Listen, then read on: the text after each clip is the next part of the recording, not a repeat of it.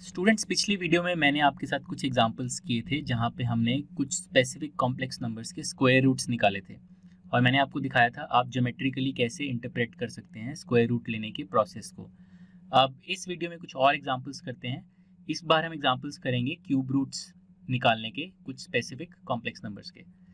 तो हमारा पहला एग्जाम्पल है जिसमें हमें निकालना है क्यूब रूट्स ऑफ 2, यानी कि हमें ऐसे सारे कॉम्प्लेक्स नंबर्स z निकालने हैं in the plane such that z cube is equal to 2। तो हम क्या करते हैं, जिस नंबर का हमें क्यूब रूट निकालना है जो 2 है, इसको हम एज अ वेक्टर इंटरप्रेट कर लेते हैं और इसको ड्रॉ कर लेते हैं प्लेन में। तो ओरिजिन से अगर मुझे वेक्टर टू ड्रॉ करना है तो मैं 2 यूनिट्स टू द राइट जाऊँगा और ये जो मेरा वेक्टर आ रहा है, ये जो मैंने ड्रॉ किया है, ये है वेक्टर 2। ठीक है, अब मुझे ऐसे कॉम्प्लेक्स नंबर्स ढूंढने हैं इन द प्लेन, ऐसे वेक्टर्स ढूंढने हैं in the plane such that अगर मैं उनको क्यूब करूं, अगर मैं अपने से उनको 3 बार मल्टीप्लाई करूं तो वो मुझे ये वेक्टर दे दें। तो चलिए ये ढूंढते हैं हम थ्रू अ सिमुलेशन।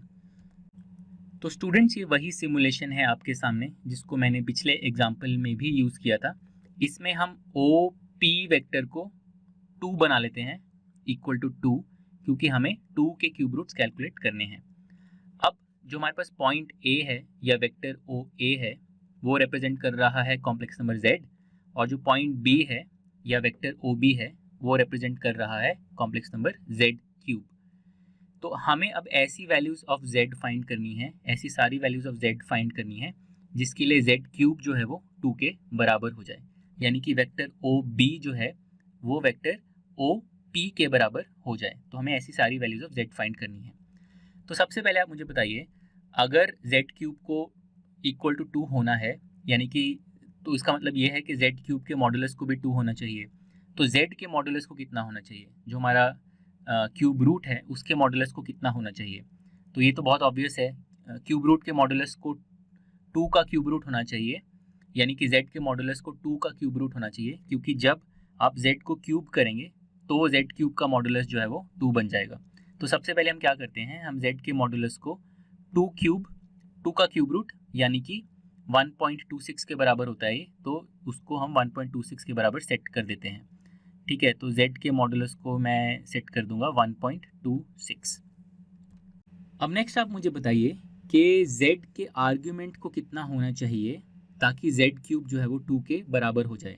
तो अभी z का आर्ग्यूमेंट है 22.5 डिग्रीज, आप देख सकते हैं थीटा की वैल्यू 22.5 डिग्रीज है, लेकिन हम इसको क्या वैल्यू दें थीटा को ताकि z क्यूब जो है वो 2 के बराबर हो जाए। तो एक वैल्यू ऑफ थीटा तो आपको ऑब्वियस होनी चाहिए। अगर आप थीटा को 0 कर दें, तो थीटा को हम 0 करते हैं तो आप देखिए z क्यूब कहाँ आ जाएगा, जो ओ बी वैक्टर है उसको क्या हो जाएगा। आप देखिए मैंने थीटा को 0 कर दिया तो O B vector O P vector के बराबर हो गया, यानी कि z क्यूब जो है वो 2 के बराबर हो गया। तो एक आर्ग्यूमेंट तो थीटा की 0 है, तो ये हमें एक क्यूब रूट मिल गया। मॉड है क्यूब रूट का क्यूब रूट ऑफ 2 और आर्ग्यूमेंट है 0। अब हम आर्ग्यूमेंट को बढ़ाते हैं और हम देखते हैं कि क्या कोई और ऐसी वैल्यू है थीटा की जिसके लिए z क्यूब 2 के बराबर हो रहा है। तो चलिए थीटा को बढ़ाते जाते हैं हम, और अब आप देखिए z क्यूब का वेरिएशन देखिए, अब z क्यूब कहाँ जा रहा है। तो अगर मैं थीटा को एग्जैक्टली 120 डिग्रीज कर दूं, यानी कि z के आर्ग्यूमेंट को अगर मैं 120 डिग्रीज कर दूं तो वापस z क्यूब जो है वो 2 के बराबर हो गया। तो हमें एक और क्यूब रूट मिल गया, मॉडुलस अभी भी क्यूब रूट ऑफ 2 है, आर्ग्यूमेंट जो है वो 120 डिग्रीज यानी कि 2π/3 है। अब मैं थीटा को और बढ़ाता हूँ और फिर से आप z क्यूब का वेरिएशन देखिए, z क्यूब किस तरह से वेरी कर रहा है। और अब हम देखेंगे कि अब अगर हम यहाँ पर आ गए, थीटा 240 डिग्रीज या -120 डिग्रीज हो गया, -2π/3 अगर हो गया तो भी z क्यूब जो है वो 2 के बराबर हो गया। तो हमें एक तीसरा क्यूब रूट मिल गया, मॉडुलस है क्यूब रूट ऑफ 2, आर्ग्यूमेंट है -120 डिग्रीज। ठीक है, और फिर अगर हम थीटा को फिर से बढ़ाएंगे तो हमें कोई और वैल्यू ऑफ थीटा नहीं मिल रही जिसके लिए z क्यूब जो है वो 2 के बराबर हो जाए। हम वापस अगर 360 डिग्रीज पे आ गए तो z क्यूब 2 के बराबर हो रहा है, बट ये केस हम ऑलरेडी देख चुके हैं जब आर्ग्यूमेंट जो है वो 0 डिग्री है, क्योंकि 360 डिग्रीज तो 0 डिग्रीज के ही बराबर है। तो हमें 3 क्यूब रूट्स मिले, हम उनको अब लिख लेते हैं। पहला क्यूब रूट हमें मिला जिसका मॉडुलस है क्यूब रूट ऑफ 2 और आर्ग्यूमेंट है 0, तो इसको मैं लिख सकता हूँ ऑयलर फॉर्म में e⁻i0। तो इसको अगर मैं चाहूँ तो मैं simply as cube root of 2 भी लिख सकता हूँ, ठीक है। तो ये मुझे प्योरली रियल क्यूब रूट मिल गया। इसको अगर मैं वेक्टर फॉर्म में ड्रॉ करूँ ओरिजिन से, तो ओरिजिन से अगर मैं राइट की तरफ जाऊँ और क्यूब रूट ऑफ 2 लेंथ का अगर मैं वेक्टर बनाऊँ इस तरह से, तो ये हो जाएगा एक क्यूब रूट, ठीक है। अब जो सेकंड क्यूब रूट हमने देखा वो हमें मिला z, मॉडुलस वही था क्यूब रूट ऑफ 2, आर्ग्यूमेंट था 120 डिग्रीज यानी कि 2π/3, तो e to the power i 2π/3। तो ये जो अगर मैं इसको प्लॉट करूं एज अ वेक्टर, तो ये जो क्यूब रूट होगा ये होगा 120 डिग्रीज पे इंक्लाइंड, मॉडुलस सेम ही है क्यूब रूट ऑफ 2, ठीक है। तो ये एक और क्यूब रूट है और इसका जो मॉडुलस, इसका जो आर्ग्यूमेंट है वो है 2π/3। और फिर हमें एक तीसरा क्यूब रूट मिला जो मॉडुलस जिसका वही था क्यूब रूट ऑफ 2, ठीक है। और जो उसका आर्ग्यूमेंट था वो था 240 डिग्रीज या -120 डिग्रीज या -2π/3। तो इसको मैं ऑयलर फॉर्म में लिख सकता हूँ e to the power -i 2π/3। तो इसको अगर हम प्लॉट करें एज अ वेक्टर इस क्यूब रूट को, तो ये कुछ ऐसा होगा इन द प्लेन, ठीक है। और इसका जो आर्ग्यूमेंट है ये है -2π/3। तो जो तीन क्यूब रूट्स हैं आप देख सकते हैं, जो तीनों वेक्टर्स मैंने ड्रॉ किए क्यूब रूट्स के लिए वो सिमेट्रिकल हैं, उनके बीच के एंगल किसी भी पेयर के बीच के एंगल जो है वो 120 डिग्रीज है।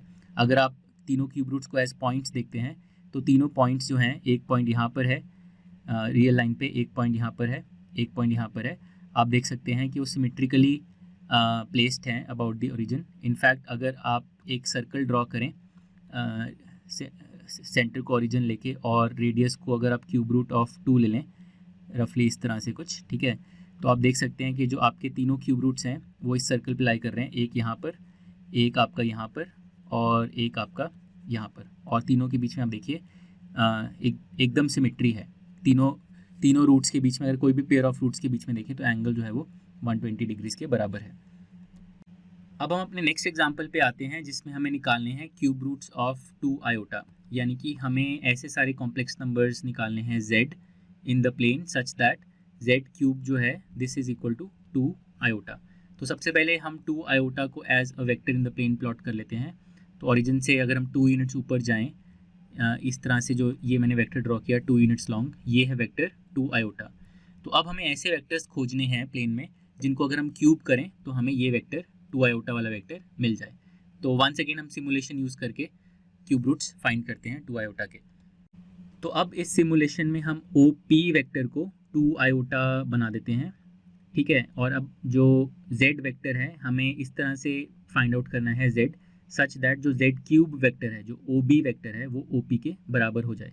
तो सबसे पहली बात तो ये कि जो 2 आयोटा का मॉडुलस है वो 2 है, यानी कि इसका मतलब ये हो गया कि अगर हम क्यूब रूट का मॉडुलस देखें तो क्यूब रूट का मॉडुलस फिर से क्यूब रूट ऑफ 2 होना चाहिए, तभी अगर हम क्यूब करेंगे तभी क्यूब का मॉडुलस जो है वो 2 बनेगा।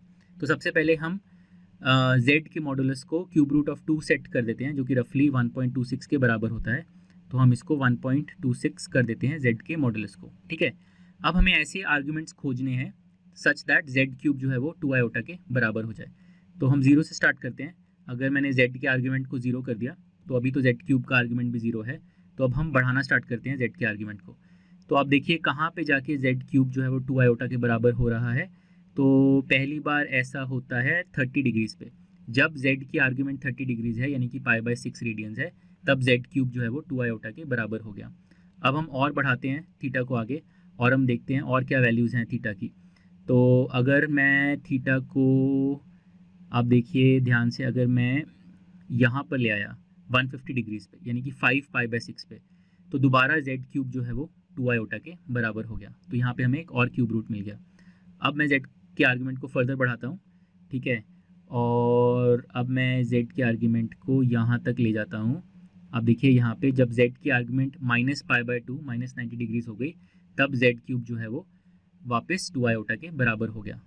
और फिर अगर मैं फिर से और बढ़ाऊँ, अगर मैं z को और घुमाऊँ, तो हमें कोई और वैल्यू थीटा की नहीं मिलती है। तो वंस अगेन हमें 3 क्यूब रूट्स मिले। फिर से देखते हैं एक बार तीनों क्यूब रूट्स के एंगल क्या हैं।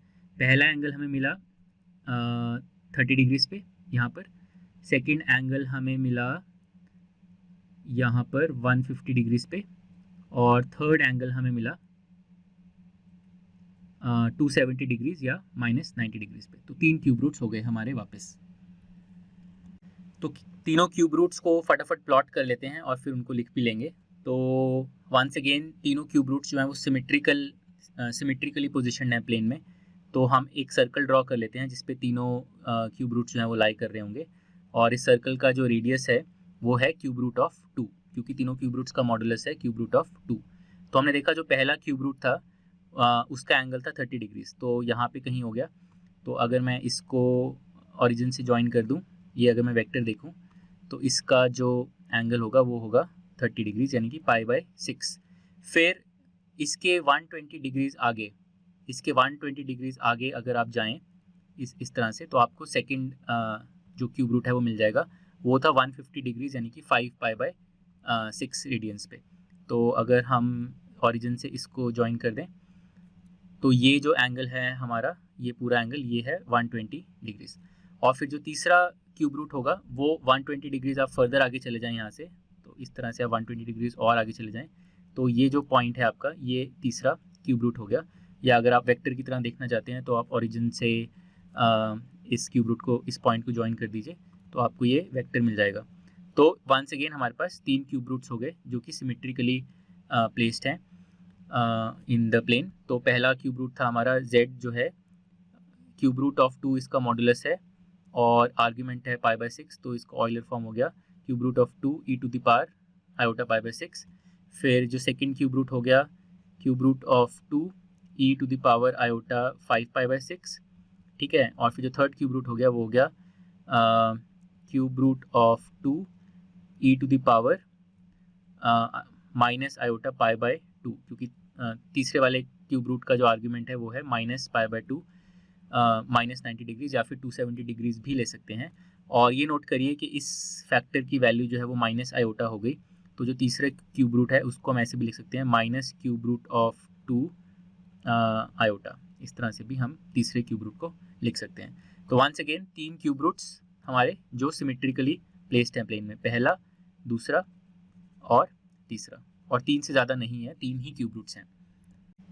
तो अब पहले दोनों एग्जाम्पल्स के बेसिस पे क्या आप अब मुझे ये बता सकते हैं कि क्यूब रूट्स ऑफ -2 हम कैसे निकालेंगे, यानी कि हम ऐसे सारे कॉम्प्लेक्स नंबर्स कैसे निकालेंगे z such that z cube is equal to -2। तो आप पॉज करके यहाँ पे कुछ देर सोचिए और तभी आगे बढ़िए। तो चलिए मैं आपको दिखाता हूँ। -2 के क्यूब रूट्स हम अब डायरेक्टली बना लेंगे बिना सिमुलेशन पे जाए। तो सबसे पहले हम -2 को as a vector in the plane plot कर लेते हैं ओरिजिन से। तो ओरिजिन से अगर मैं 2 यूनिट्स लेफ्ट गया तो ये मेरा वेक्टर हो गया वेक्टर -2। अब मुझे ऐसे वेक्टर्स खोजने हैं प्लेन में सच दैट अगर मैं उनको क्यूब करूं तो मुझे -2 ये वाला वेक्टर मिल जाए। तो वंस अगेन हम ये देख सकते हैं कि क्योंकि इस वेक्टर का जो मॉड है वो 2 है, तो जो क्यूब रूट का मॉड होगा वो क्यूब रूट ऑफ 2 होगा। यानी कि हम डायरेक्टली बोल सकते हैं जो मॉड z होगा, जो भी क्यूब रूट है उसका जो मॉड होगा वो होगा क्यूब रूट ऑफ 2। तो हम क्या करते हैं, हम डायरेक्टली एक सर्कल बना लेते हैं सेंटर्ड एट द ओरिजिन जिसका रेडियस है क्यूब रूट ऑफ 2, ठीक है। तो मैंने ये सर्कल मैं बना लूँगा अब, क्योंकि मुझे पता है कि जो रूट्स हैं वो इसी सर्कल पे ही कहीं लाई करेंगे। लेकिन कहाँ लाई करेंगे, अब एंगल्स कैसे निकालें उन रूट्स के। तो उसके लिए आप ये देखिए कि जो -2 वेक्टर है जो हमें बनाना है उसका एंगल क्या है, -2 का एंगल क्या है। तो -2 का आर्ग्यूमेंट है 180 डिग्रीज यानी कि पाई रेडियंस, ठीक है। यानी कि मैं -2 को लिख सकता हूँ आइलर फॉर्म में। अगर मुझे -2 को लिखना है वो है 2 जो मॉड है e to the power iota pi. तो -2 का जो एंगल है आर्ग्यूमेंट है वो है पाई। इसका मतलब ये है कि one of the cube roots का जो एंगल होगा वो होगा ये वाले एंगल बाय 3 यानी कि π/3, क्योंकि अगर आप π/3 को ट्रिपल करेंगे, 3 गुना करेंगे तो आपको पाई मिल जाएगा। तो वन ऑफ द एंगल्स आपका π/3 पे होगा, π/3 यानी कि 60 डिग्रीज। तो 60 डिग्रीज पे बना लेते हैं एक पहला अपना। तो 60 डिग्रीज अगर हम लें इस तरह से, तो ये जो पॉइंट आ रहा है मेरा यहाँ पर, ये मेरा पहला रूट हो गया और पहला क्यूब रूट हो गया, और उसको मैं लिख सकता हूँ z equal to cube root of 2, इसका मॉड हो गया e to the power iota π/3। तो ये मेरा एक क्यूब रूट हो गया। अब मेरा दूसरा क्यूब रूट कैसे आएगा, तो उसके लिए मैं पहले क्यूब रूट से 120 डिग्रीज आगे बढ़ जाता हूँ। 120 डिग्रीज यानी कि अगर मैं ऐसे 120 डिग्रीज गया तो इसका मतलब मुझे ये दिख रहा है यहाँ से कि जो मेरा दूसरा क्यूब रूट है उसका एंगल होगा 180 डिग्रीज यानी कि पाई रेडियंस। तो दूसरा जो क्यूब रूट है वो यही पॉइंट पे लाई करेगा, जो ये वाला पॉइंट है आपका। और इसको हम लिख सकते हैं z equal to cube root of two e to the power iota pi, और e to the power iota pi तो जो है -1 हो जाएगा, तो इसको हम लिख सकते हैं directly as minus cube root of 2। तो ये मेरा एक और क्यूब रूट आ गया। अब जो मेरा तीसरा क्यूब रूट है उसके लिए मैं अपने दूसरे क्यूब रूट से 120 डिग्रीज और आगे जा सकता हूँ ऐसे, ठीक है, क्योंकि सिमेट्री है, मुझे पता है सिमेट्री होगी। तो मैं 120 डिग्रीज और आगे गया तो मुझे अपना तीसरा क्यूब रूट भी मिल जाएगा इस तरह से। तो ये जो पॉइंट है यहाँ पर ये हो जाएगा मेरा तीसरा क्यूब रूट। और इसका क्या होगा ऑयलर फॉर्म, इसका ऑयलर फॉर्म होगा क्यूब रूट ऑफ 2, इसका मॉड हो गया, आर्ग्यूमेंट हो जाएगा। आप देख सकते हैं ये वाला जो एंगल है ये होगा -π/3 -60 डिग्रीज। तो इसको हम लिख सकते हैं e to the power minus iota π/3। तो आपके वंस अगेन 3 रूट्स आ गए, एक यहाँ पर जिसका एंगल है π/3, एक यहाँ पर जिसका एंगल है पाई, और एक यहाँ पर जिसका एंगल है -π/3। और तीनों क्यूब रूट्स का मॉडुलस जो है वो क्यूब रूट ऑफ 2 है। अब फाइनली आपके लिए मैं एक एक्सरसाइज दे रहा हूँ, आप निकाल के बताइए क्यूब रूट्स ऑफ -2 आयोटा, यानी कि आप ऐसे सारे z इन द प्लेन निकालिए such that z³ is equal to -2 iota. ये आपके लिए एक एक्सरसाइज है। पहले 3 एग्जाम्पल्स अगर आपको अच्छे से समझ आ गए हैं तो आप इसको डायरेक्टली प्लॉट करके दिखाइए।